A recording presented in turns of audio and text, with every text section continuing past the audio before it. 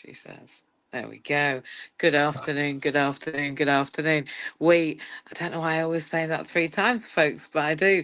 Listen, we are in First Friday Live, but we're not just like in First Friday Live. We are with a legend. Tom Herron is with me. It was Steve Brown last time, and I'll get Tom Herron. I am so privileged. It's exciting to be here. It's Friday, the 4th of April, 2025. Can you believe? We are already into British summertime. I can't believe it. Literally, I can't Adam and Eve it. I want to say welcome, first of all, Tom. Hello, how are you? I'm great, and it's a privilege to be here, and thank you for asking me. No, thank you for spending your very important Friday evening with us for an hour. We're going to be just asking Tom a few questions and also letting the conversation go where it goes. Because what I love about First Friday Live is really we don't know what's going to happen. Remember, guys, we are live, so forgive us for any of those live challenges. And if you're in the chat, please do post. And if you've got any questions, put them in there. I can't promise we'll have time to answer them. Tom and I have been talking for the last half an hour and we were only doing a sound check. So it may not be that I answer your questions, but we will do afterwards. And you can get in touch with Tom at the end of this because we're going to be making him give you his details. So it's what we do on First Friday Live. Listen, I think the first thing we need to do is rather than me do it, Tom, because I will not do you justice. Um, you can tell the listeners for forever because it's going to go onto our YouTube channel. So everybody forever for the rest of time is going to be able to hear this. Not to put you under any pressure, but tell me a little bit about yourself. And the biggest question is, who is? And this is a massive question. Who is Tom Herron? It is a massive question, and regularly throughout my life, I have asked myself this. And thankfully now, I know who I am, and I know who this Tom Herron is, and I know what makes him tick. I know what upsets him.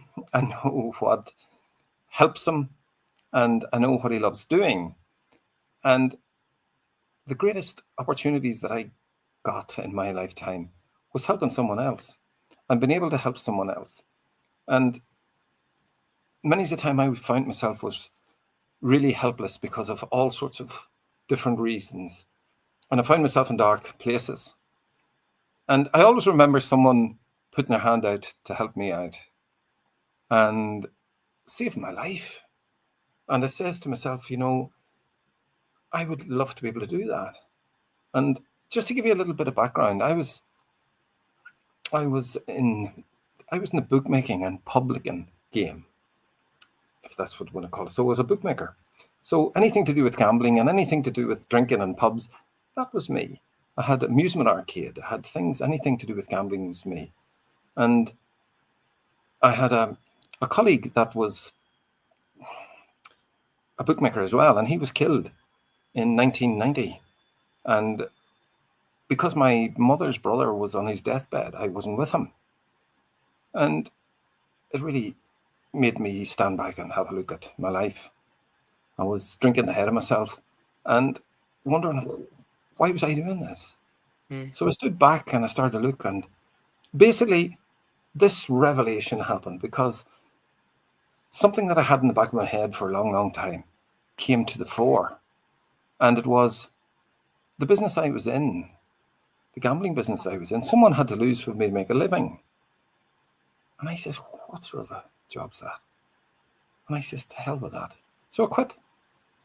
I didn't know what else to do. And someone said to me, is your head right? I says, what do you mean? Look at the house you live in. Look at the car you drive. You've everything that you need. When was your last holiday? I was in such and such. What more do you want? I says, well, maybe my head isn't right.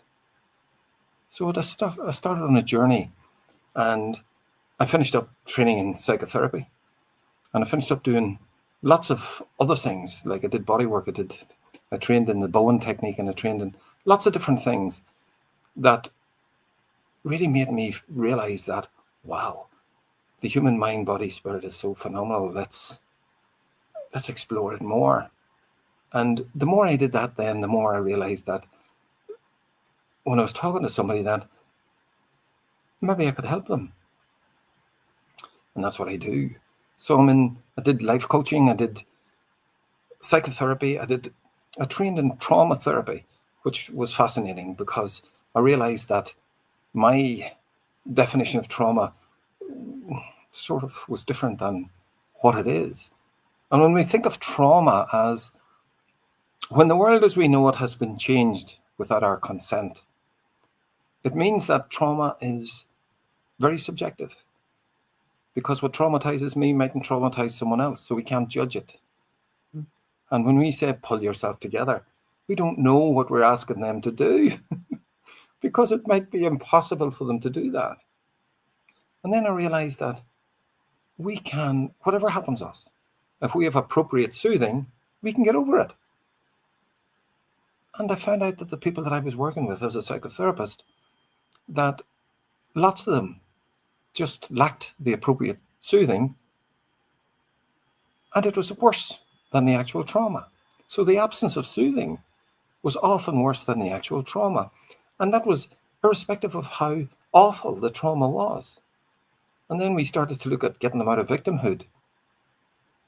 Because when they came to see me, they had an awful story, and their story is very important. But the fact that they were sitting in front of me meant they survived it.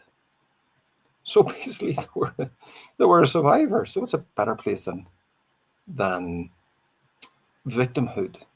But we can go in and out of survivor and victimhood. And so then I started to think, in the model it started to talk about then, I remember being asked in therapy myself, I was asked, think of something that was unpleasant that happened to you at school. And that was very easy for me to come up with, because lots of things happened to me in school. And so the therapist asked me to explain it. And I started explaining it, and I could feel the difference in my body talking about this particular incident. And I realized there and then that trauma is physical. It's physical. And then I realized that when the therapist sort of teased out, tell me exactly what you're seeing. And I saw this 11-year-old getting badly punched and badly beaten by a teacher. And the therapist then said to me, you know, that's you at 11, it's not you now. So I was witnessing it happening to me as if it was in a movie. So I was a witness of what was happening, but it still was happening and affecting me. So basically, then we started to talk about appropriate ways of soothing. And I met with this guy one time.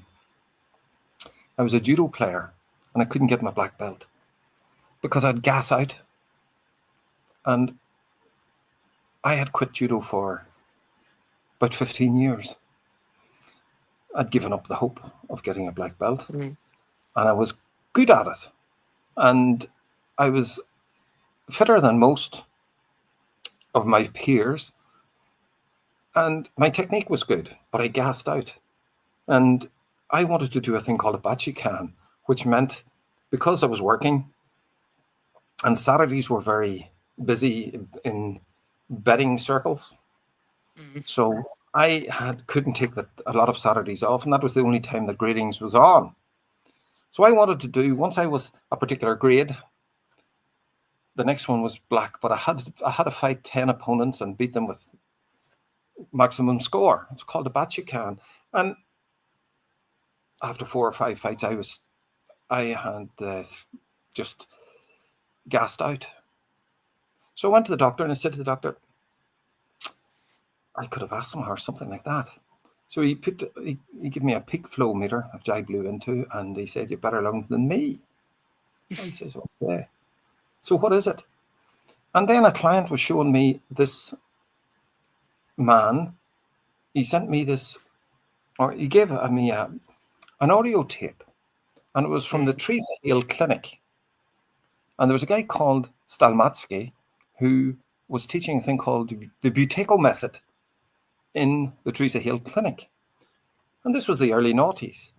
So I was fascinated, and I got the book from the Teresa Hill Clinic, and I rang it to go and learn it from Mr. Stalmatsky. But he had left, and they weren't doing it anymore. And then another client, handed me this advertisement in an Irish paper saying there's a guy called Patrick McKeown, and he's teaching the Buteyko method. And I got in touch with Patrick McKeown, and I'd be in touch with him regular since. So that started a journey on breathwork that was fascinating. And we brought breathwork from dealing with asthmatics initially to dealing with high-end athletes. Yeah. Every type of person in between. And it looked at different things from anxiety and panic and sleeping and all of those things, self-regulation. So I had found a way that I could self-regulate by simply managing my breathing. And one of the things that I found fascinating was I taught myself to do lots of things because I sat in front of a mirror and I realized that as a psychotherapist, I talk for a living. So I was shattered at the end of the day. And I says it's all the stories and it's all the stuff that I'm listening to. And then I said, maybe it's not. So I started to look at stress, and I realized that when I was talking and I was breathing through my mouth, that I was losing so much CO2 that I was helping my stress along, and the stories was just compounding it. So I taught myself to close my mouth between sentences and keep my sentences short, and that disappeared. And it's amazing. And I've worked with journalists and TV journalists and radio announcers and stuff like that were on inhalers. And when they started to do that, they stopped. And it's fascinating because why would we, when the voice is so beautiful and it can portray so many wonderful emotions and knowledge, that we don't look after it better? So why would we attack it with unfiltered air every breath? And you can imagine what that would do. So you see that everything changes when we realize that. Like if you look at the best of the cars, any car that you look at, it has got an air filter. Now it's not on there because it's not needed. If it wasn't needed, it wouldn't be there. Absolutely. You don't think about it. And it's a simple thing of breathing in through the nose, because the nose is a fabulous filter. And it'll take 70+% of what's in the air out. Now, we've got little hairs in our nose called cilia.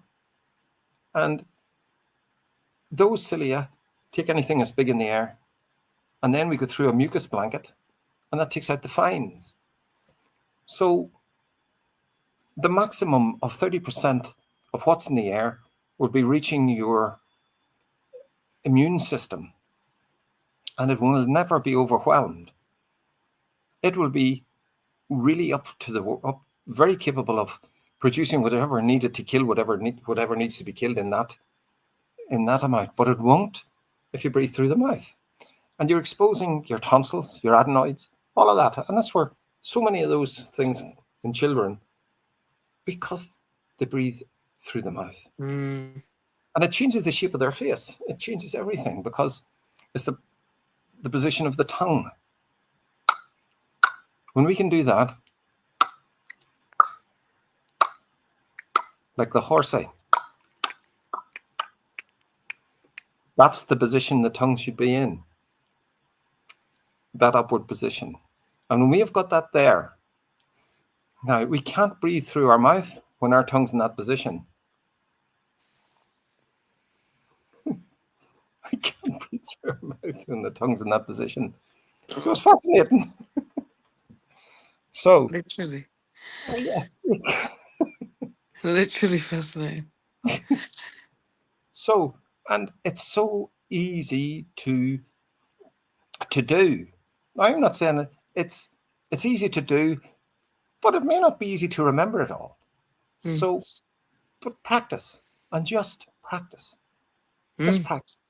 And I sat in front of a mirror and watched myself talking. I got myself videoed when I was talking to a crowd, checking to see if I was closing my mouth between sentences. And it's just norm to me now. I was driving up the motorway coming from Belfast today, and there's lots of motorways. It's a short motorway. It's not like those in England that are thousands of miles long. But this one's fairly short. But there's loads of bridges on it. And I was doing breath holds between bridges. Small breath in through the nose, small breath out, hold my breath between bridges. And the journey just goes so quickly. And I get out as fresh. It really makes such a difference. Now, what else does that do? What else does that do? When I hold my breath, it increases carbon dioxide. And we tend to think that carbon dioxide is a waste gas. No. We tend to think it's the cause of global warming. Well, if everyone in the world closed their mouth, there'd be less blown out by them. Now, carbon dioxide is essential for us to breathe. We cannot breathe without it. And it's so essential that the body actually produces carbon dioxide to bring it up to the level that we need to breathe, because there's not enough in the air. There's only 0.04% in the air, whereas there's 21% oxygen. So we have to produce the deficit in-house, and we do. But we can help it along by reducing the breathing. Now, what does reducing our breathing do? Small breath holds, which means small breath in through the nose, small breath out through the nose, hold the breath for a count of 5, or 4, or 3, or 2, whatever you can do, or 10. It's not about heroics, it's about conditioning. And that increases CO2. It also increases your tolerance to CO2. And once you get tolerant to CO2, it means that you breathe less. Because the respiratory center in the brain becomes conditioned to higher levels of CO2, and it allows you to breathe less. Now, the less you breathe, the more oxygenated your body will become. Sounds like a contradiction, because we tend to think I'm not getting enough air in, so I have to breathe through my mouth. Your nose is designed to make you breathe less, because we don't need it. So, how does that contradiction work? Well, in physiology, and it's in all the physiology books. It's in them all. It's in all the biology books. It means that there's a thing called the Bohr, B-O-H-R effect. Okay. And that generally means that oxygen will be released from hemoglobin, the red blood cells, only in the presence of CO2. So if you haven't got CO2 present, you won't release the oxygen from the blood vessels or from the hemoglobin, and you'll breathe it out. So it's not very efficient to breathe oxygen in and then breathe it out. So if we got a gaseous analysis of our out-breath, we'd find that our out-breath has so much oxygen in it that we couldn't use. So breathing less is very efficient. It also is a vasodilator, which means it opens up your blood vessels and increases blood flow. So if you've got cold hands or cold feet, do simple small breath holds, like small breath in through the nose, small breath out, hold the breath after exhaling for a count of 5, then recover and do it again. And you'll notice very quickly that your hands will warm up and your feet will warm up. It's also really, so if you increase the aperture of the blood vessels, if the blood vessels are dilated, obviously blood flows through them much easier. So it'll reduce blood pressure as well, just by simple breathing. Costs nothing, does it really? It Once you costs, know. and there's zero medication. So it's small breath in, small breath out, and hold the breath. And anyone that's in the habit of having to give blood tests, or they have to give blood samples, and lots of people, especially people as old as me, they find out that they can't find a vein, and they hook about, and it's painful finding the vein and really struggling to get a vein. Just simply small breath in through the nose, small breath out through the nose, and hold the breath, and the vein pops up. So, and if you happen to cut yourself, and you've got a bad cut, and you can't get the blood stopped, start to pant, hyperventilate, and it'll constrict the blood vessels. So really, really simple things that can be so practical. And one of the things that we spoke about earlier on, MJ and myself, was that a simple thing, when we breathe in, and this is all about self-regulation, we trigger a sympathetic response. It means that we trigger the fight, flight, or freeze response. So, and that's every breath that you take in. So basically, when you breathe out through your nose, you trigger the parasympathetic response, which is rest, digest, and repair. So we make the out breath longer than the in breath, and we stay in parasympathetic response longer. And that also stimulates the vagus nerve, which allows us to stay in that mode for longer. And it's amazing. Once you get good at it, that self-management, that self-regulation, that self-soothing can become so useful.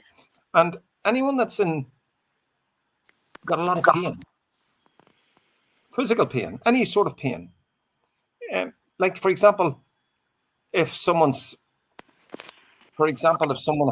has arthritis or some sort of debilitating I certainly have that.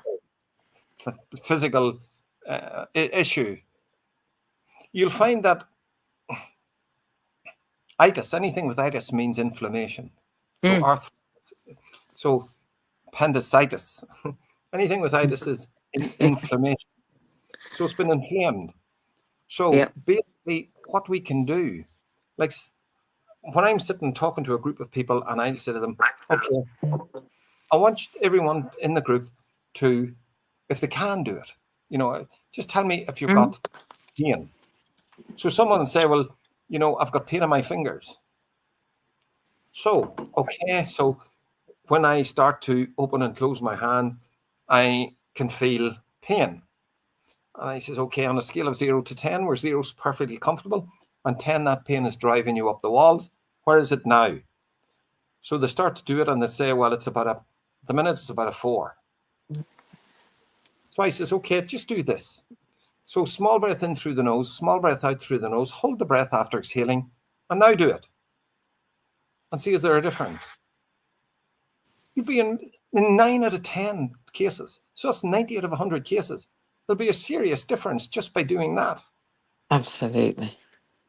And it's fascinating because the extra blood flow can wash away inflammation. It's so amazing how the body works. And it means that we have control of so many aspects of things. And I was telling MJ that we've just finished a manual for breath work and mental health professionals, which will be exciting. Yes, it's very exciting.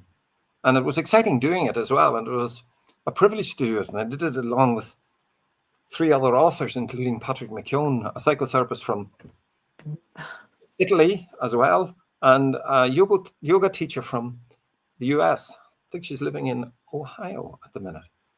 And Fantastic. we collaborated on that. So you can imagine all the different aspects of things that was going on there. And it's Mm, fascinating. And it's protocols for all sorts of mental health issues. And right. bringing in simple things like um, breath work. And Good. simple sometimes doesn't mean to say that they're easy, because basically we have to do them.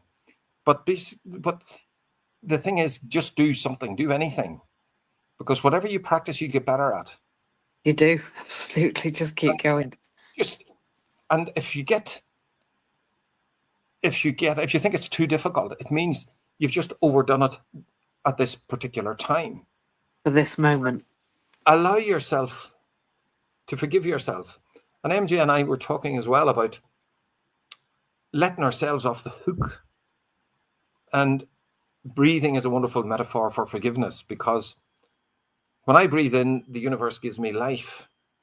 And it's mandatory for me to breathe in, because otherwise, well, I'll not last too long. And in order for me to repeat that, I have to let go of that breath. So it's a wonderful metaphor for forgiveness. And that's simple ebb and flow of breath, like the oceans. And it's essential. So let go of the very breath. And if we have difficulty forgiving ourselves, I find it really useful to let other people off the hook. So practice letting someone else off the hook, and you'll find that it's easier to let yourself off the hook. It's true. Forgiveness is the way, right? So, and remember, the reason why we let other people off the hook is because forgiveness is for giving away. Exactly. How are things so obvious? It's for giving away.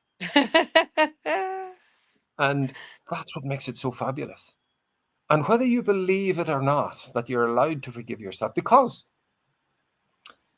trauma tells me in no uncertain terms that I'm too bad to be happy.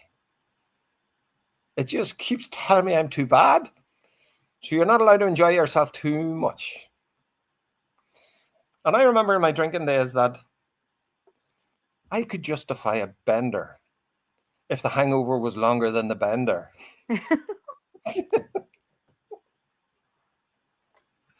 Because as long as I suffered longer than I had the crack, I could justify it. And then that allowed me to do it again. So there was this crazy cycle. So, and I says to myself, wow, isn't that amazing? And I remember my mother. My mother lost her husband, my father, when she was 42. And she had 5 children. And you can imagine what it would be like. And I says, she used to take us on holidays to a place called Portrush. And then they had this big amusement park called Barry's. And it was fabulous. It was just a fabulous playground for children, long before there was any notion of Disney. And the like Disney existed, but this was in Northern Ireland, and it was fabulous. So, and I remember coming off these rides, and we were all squealing the house down. And she brought cousins and anybody she could round up. She brought them as well, and brought them on down to this place. And she would have got drivers and cars and taxis if needed to bring them here. And then they lay on the floor in sleeping bags and wherever they could go, and then all into Barry's. And it was huge. And I remember coming off this ride and so exhilarated, just on a big high. And I saw my mother holding all the coats. She was holding all the coats. And I was just so excited. And I says, Mummy, that was fabulous. And the next thing she said was, it's a pity so-and-so couldn't make it. So she couldn't allow herself to get excited and too much. So she pulled in a damper. Yeah. And just see how often that we do that. We do that. And that's a symptom of trauma. And you can see, so symptoms of trauma, and other symptoms of trauma, by the way, are addiction is a symptom of trauma. Mm-hmm. So basically, when we learn to self-soothe, we don't need those soothers. I can't knock alcohol because it got me out of my head for years. Now I can get myself out of my head without it because my head sometimes isn't a nice place to be. And you often hear people saying, I was out of my head at the weekend. Interesting. So listen to what people say. I was out of my head. Okay, how would you like to get out of your head now? Oh, and they're waiting on the drinks cabinet to open. And I said, no, this is how you do it. And you could get a massage because it'll get you out of your head. Because it'll get you into your body. But breathwork will do the same. And it's so amazing. Get out of my head. I was out of my head. And it's so fascinating to think that we can change that state. Exactly. And we can change that state so easily. And it's practice. It is practice. It is. It is practice. And it beating really ourselves up is practice as well. Like someone once came to me and said to me, I'm an awful worrier. And since COVID ended, I've got worse. And I says, well, tell me about it. So she told me the story and this, that, the other thing. And I says, okay. So what I'm hearing is, you're not getting worse at worrying. You're getting better at it because you're practicing more. Oh, you're getting really good at that worrying with all the practice you're doing. Completely. So you're really good at it. So did you know? We talk about a doctor's practice and a solicitor's practice, and we talk about, and the reason why it's called a practice is because when they stop doing it, they get no good at it. We could apply the same thing to worrying, right? So it's the same thing. So when you think about it, I'm worrying about this and I'm worrying about that and I'm worrying about the other thing. And you've given it a lot of time and a lot of focus and a lot of practice. So why would you not be good at it? Exactly that. Exactly that. And I think that you come. Go on ahead. Go on ahead. It's just So I think that I mean you've answered a few questions in that the first time I came across you, and thank you for all of that incredible wisdom that seems quite simple, but it's simple to forget as well. It's easy to forget. It's simple to do, breathe, and it's easy to forget. But I came across you with Pete Cohen, the first time, wasn't it? And you've got the same haircut. I love your haircut. That's the thing. I think I might have a little bit of a thing now going on. It's not my fault, Tom. It's not my fault. It's because I hang with individuals with the same haircut. So so yeah, it was with Pete Cohen and a podcast you did about breath. So it does not surprise me, and neither is it difficult for me to understand why you are talking about breath. And we talked before we came live today about the fact that for me, breathing, although many people look at me a bit gone out when I say this, breathing has become the most fantastic thing next to meditation, which of course is breathing. So for me to be able to shift my state, as you have so eloquently talked about, um, from one place to another and from one belief set to another, has been a phenomenal change in the way that I can move through the world, not only for myself, but actually with other people as a practitioner. Look, I run, as I'm sure you know, accessibility partners. In fact, I'm just going to do this now. I'm going to show off for a second. Last night, I I swept the awards station Wow. with a first prize in disability leadership. Now that's an interesting phrase for me, but basically, I work with people with physical, mental, psychological, and learning Mm. differences, right? And I think that in the NHS we might be missing a trick, because I think the work that we do, you, me, this, the breath, Yeah. is really important for people with all of those things, but particularly mental health challenges. Because, well, tell me what you think about that. I worked with, this is a really, really lovely story. I got a call from an outreach person who was, his name was Johnny, and Johnny was an artist, is an artist. And Johnny had noticed that there was people in our local town, and there were young fellas that were sort of lost. And he would bring them into the studio and he'd get them to paint something. And they were slapping paint about all over the place, and it kept them out of harm's way that day, you Hmm. know.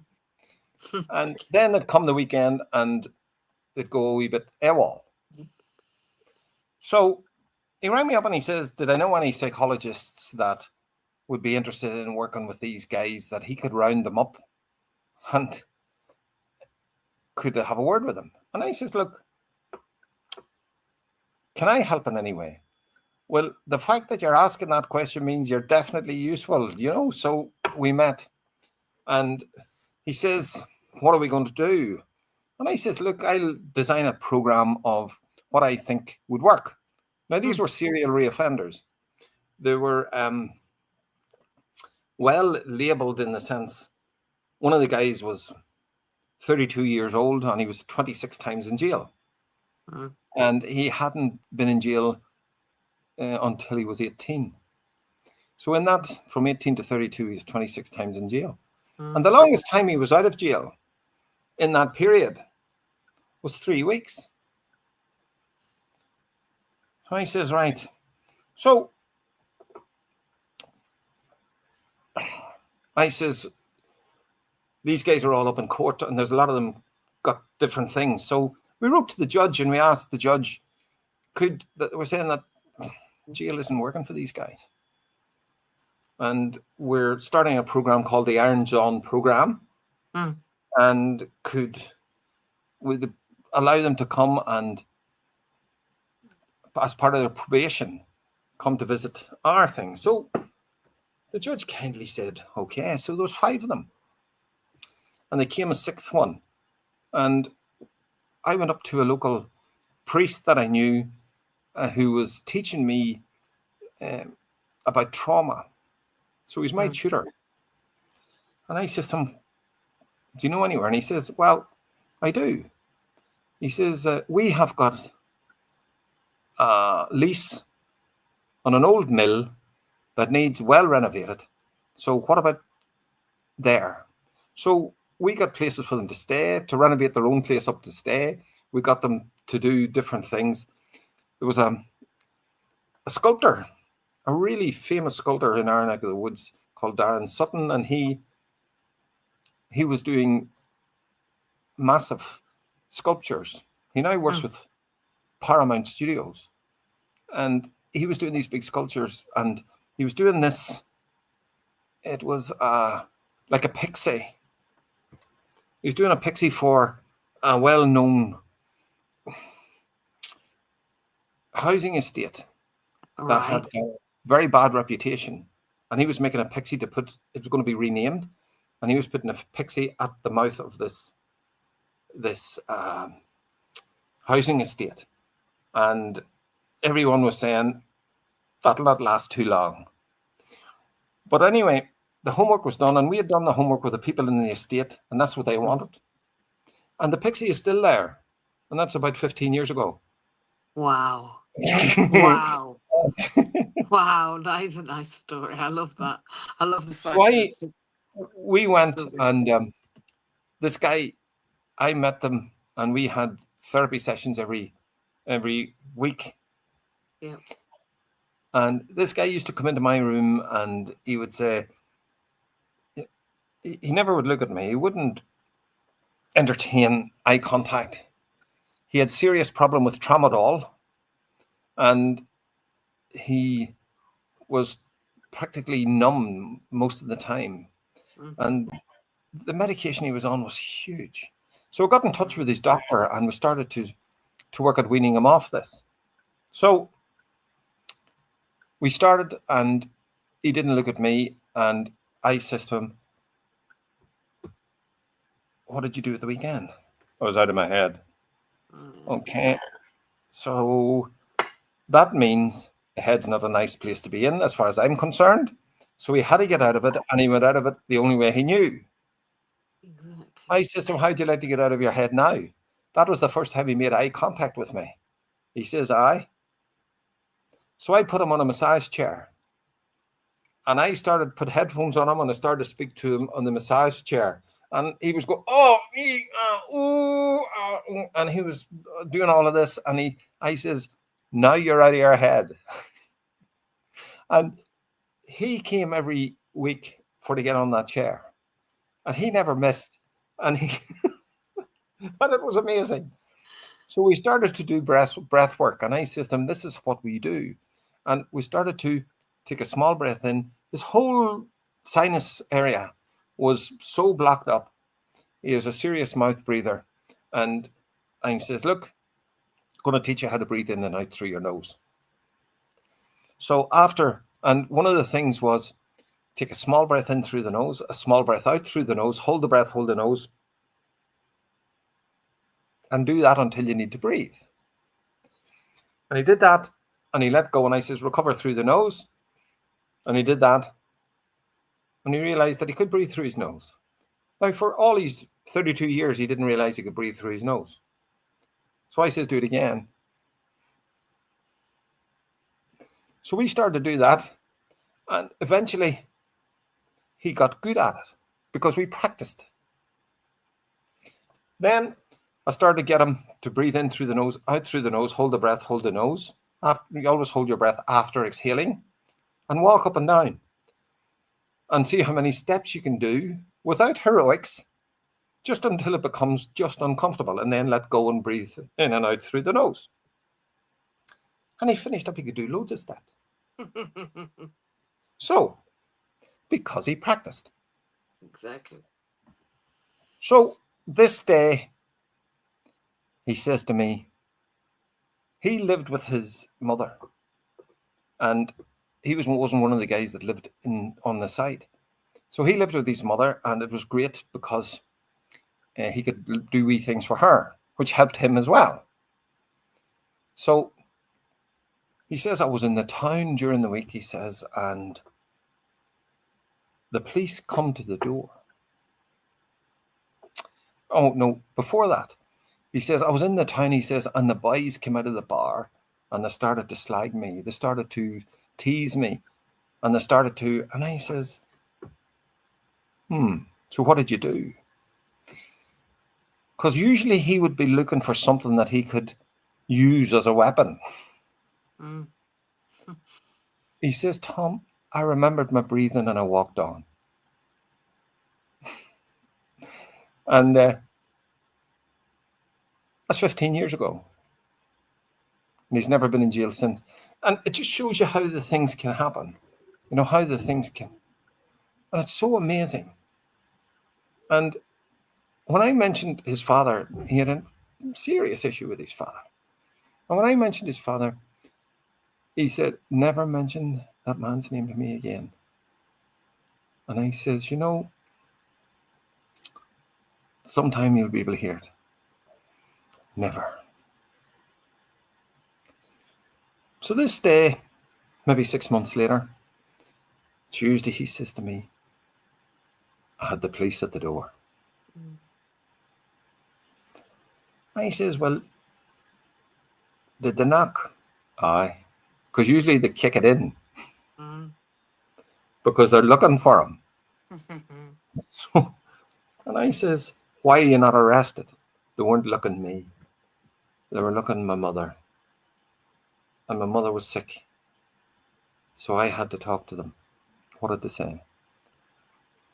They said that they'd found a person under a bridge in a bad state some weeks ago. And it's reliable. They're reliably informed that it was his father. And he's been rehabilitated in the fact that he's not in danger of dying. And they don't know what to do with him. Where's he going to go?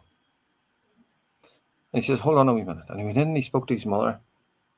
And he says, bring him here. They fell out over a year. He stayed in with him for a year and they fell out. And the father then lived next door. But basically the whole thing was magically resolved, you know.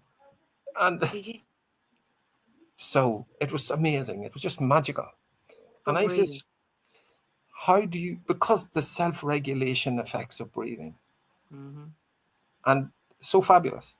And it just shows me how magical the whole thing is and how important it is for people, no matter what shape they're in. And I've worked with boxers that thought that they had deviated septums. And this is the septum, this division between the nostrils. And they had because too many right or left hooks. And they had noses like this, and no, can't breathe through the nose. And I says, well, think of this. If you get hit with your mouth open, your jaw's broke. So when you close your mouth, it's like keeping the lid on the box. It makes it, it's much stronger. So they start to breathe through their nose. And they might have only been able to breathe through one nostril initially, but eventually they all could breathe in and out through their nose. And it's fascinating because we just realize how important it is to breathe in and out through the nose. And the nose is huge. We see about a third of it. Really? Two-thirds of it's in the head. And remember that the roof of the mouth is the floor of the nose, the nasal cavity. But we don't think of that. No, we don't. We don't even think about where your nose ends, do we? I'm now thinking about here now. So it's fabulous how we can hum. When we start to hum, just humming, we are naturally, like if you hum a song, breath, breath, breath. So our out breath's always longer than the in breath. Humming is fantastic. And when you hum a tune, you're always going to have the out breath longer than the in breath. No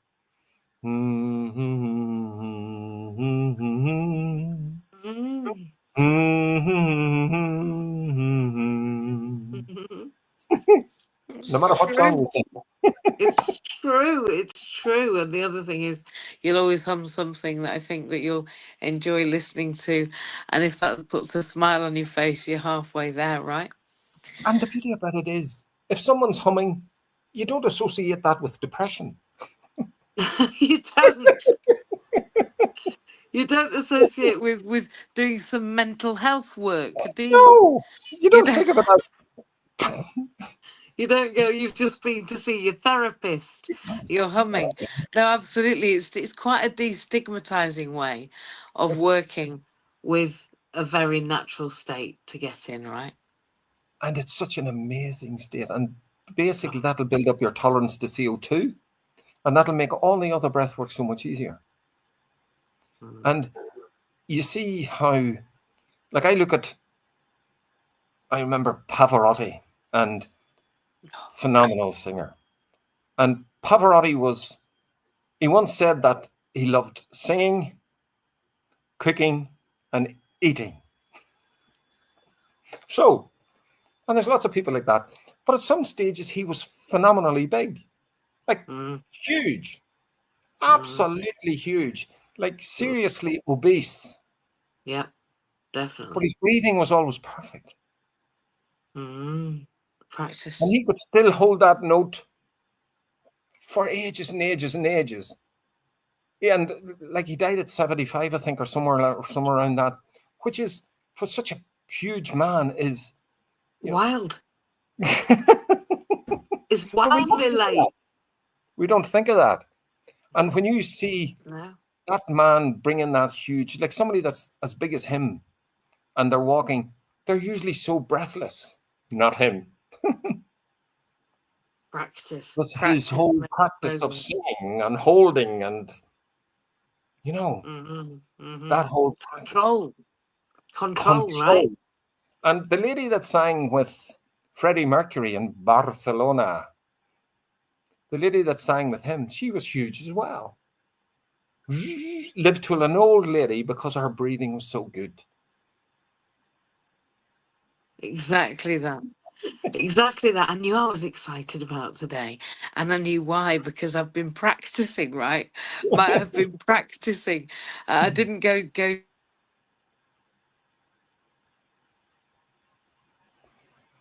Oh,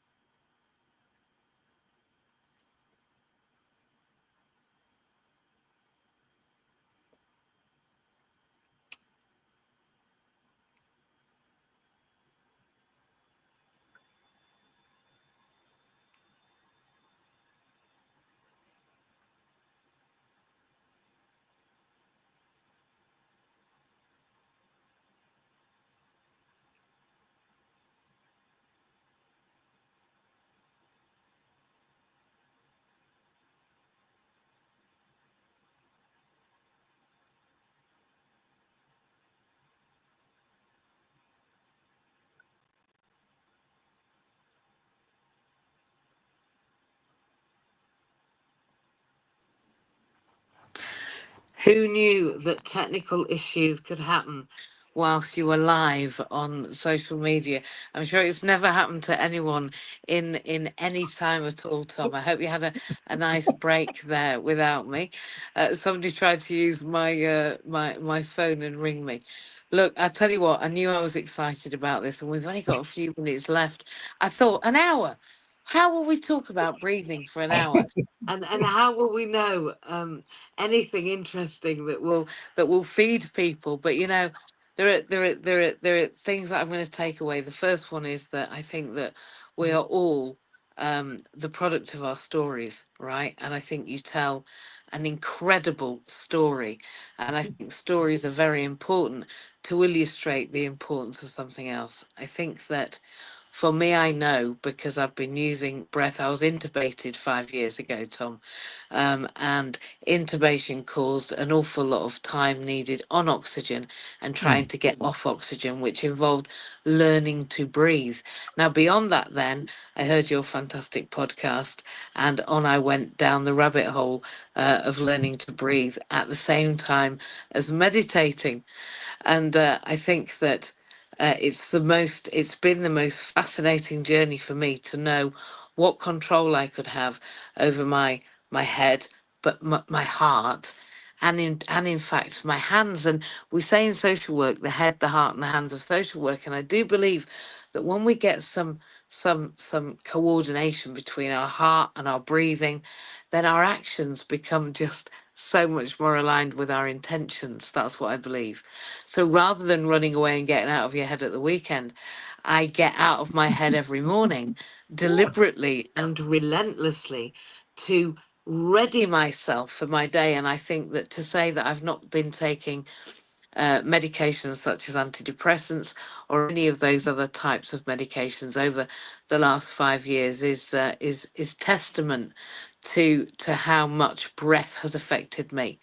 But before we, and thank you for sharing that, and people are going to be able to take that away if they're going to be able to get a hold of you. I'm going to ask in a minute, but before we go on to how do we get hold of you in the last 5 minutes, which we must be able to get a hold of you. I told you, everybody will want to get a hold of you. There's a couple of questions.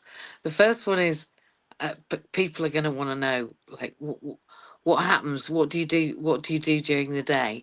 And then I've got another question, which I'm going to ask you, and I'm going to give you two together. So tell me about your day, but then, and you can choose maybe, you've only got, 5 minutes, you can choose maybe. And the last one is a bit of a fun question, which is, if I was able to give you, there you go, a magic wand, and you'd have 5 minutes to use it, what would you do first? So tell me about your day and then tell me what you do with your magic wand.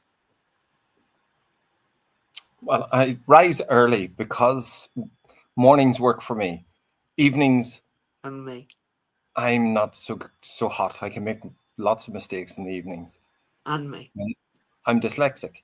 So basically, I find reading a bit of a chore. So I listen. I listen And to me. books and I listen to podcasts. And it also means that I'm really useful at proofreading because things jump out at me that aren't right. It's crazy, but it's true.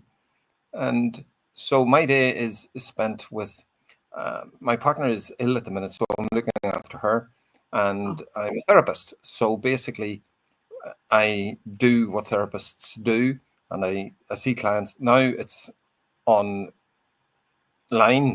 which makes it handy because I'm not being exposed to different bugs that can affect my other people in my life that are vulnerable. So that's what makes that work. And if I had a magic wand, I would use it to give me the health to continue to do what I do. That's a beautiful answer. Do you know, I think that work is never work when you're doing what you love and you love what you do, which is why every time I wake up in the morning, apart from to say, oh, look, I can see and the world is still here, the second thing I say is, and I'm breathing. And the rest after that actually is just gravy, to be honest. I think that when we can awake with a smile on our face, realize that we've got breath in our body, and know that we've got the potentiality to make difference again this day, and we get another one potentially the day after as well, which is always fascinating. Now, if people do last longer than a day and they want to get hold of you, how would they be able to do that? Because Well, I want to I know have a how people website. can get a hold of you. I have a website and it's called the Tom Herron Experience. So it's www.tom, Yeah, Tom, experience.com.